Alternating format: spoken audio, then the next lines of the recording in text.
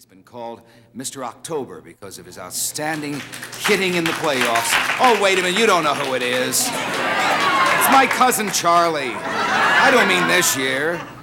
He's played 5 World Series. He is a world champion New York Yankees right fielder. Ladies and gentlemen, Mr. Reggie Jackson.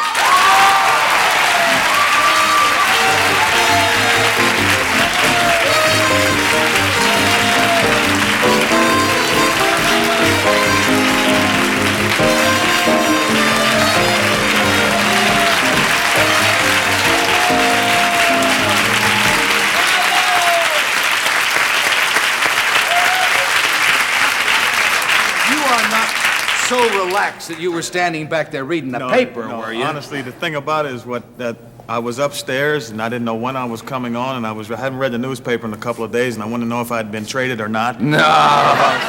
Or who was going to get on my case this week, and so all of a sudden they opened the thing and they said you're on TV. So I didn't even have any makeup on, you know? No. But you got, is that just overnight, or, no, well, I suppose. I had been waiting for a little while. When I came in, I was clean shaven. Were you? That's 1 hour's work? Well. Geez, I tried for 3 months, and 2 long gray hairs came out of my hair. Sideburns? Yeah. I was afraid to sneeze, because they kept whipping around. Well, I don't know if the gray hairs came out over here. Yeah. But, you were successful in the rest of the area. Reggie, you look wonderful, you look happy, and what a thrill. 4 months ago, if I recall, they were throwing bottles at you, right? And well, now, look, you don't even need the They hat. were throwing bottles and candy bars and everything else. And besides, somebody told me the other day, that a couple of days ago, you were getting on my case. You said you're back in New York now, and before you left, they had souffle and this kind of dessert and that kind of dessert. And now the thing on the menu was a Reggie bar. So Reggie, I'll give you. Oh, I love them. I've eaten quite a few of them. You can tell the truth, really. He was reading that on the side. No, I wasn't. I want to ask you one question. Now, the series is over. It doesn't matter anymore whether you did it or you didn't do it.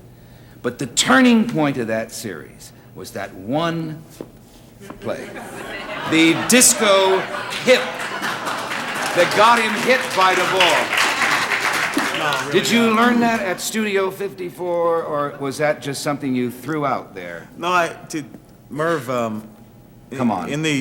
I'm just a designated hitter, and all I can do is hit, and I got on base and I froze, my mind went blank. Mm-hmm. But, really... You believe that? Like, Billy Russell said that he didn't drop it on purpose. Mm-hmm. And so, if he didn't drop it on purpose, then I didn't get hit on purpose. But I mean, you're the toast of New York now.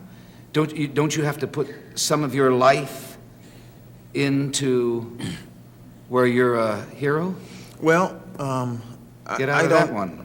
No, I tell you how I feel in honesty, Merv. Okay.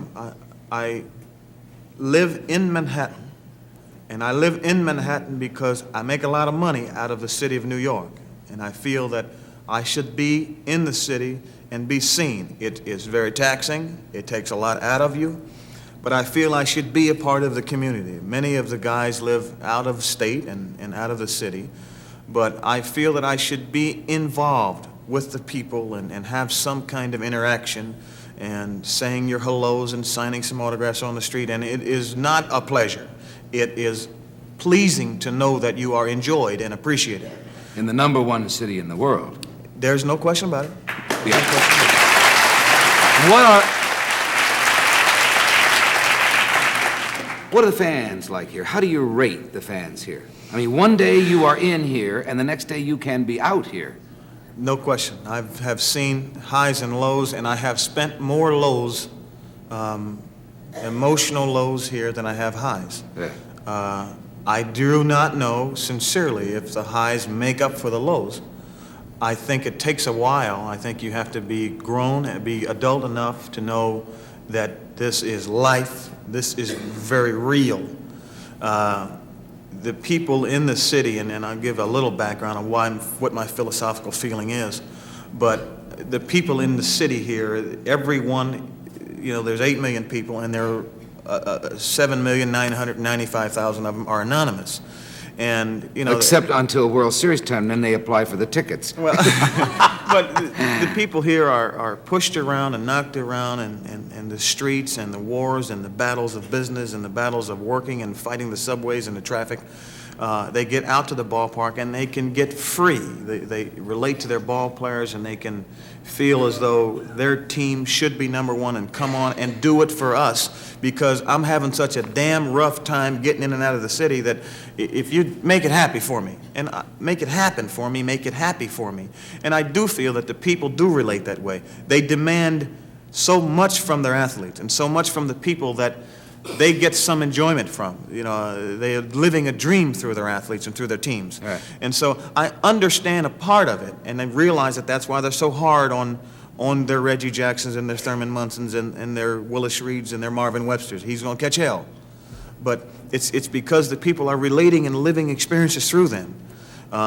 They're the most knowledgeable fans in the world. I don't care where you go and what sport it is. Ooh, they know their what you did, sports. your lifetime average, how many hits, how many left turns you've made on the way to the ballpark. And their understanding is something that you must appreciate. But it's tough. It's tough playing in New York.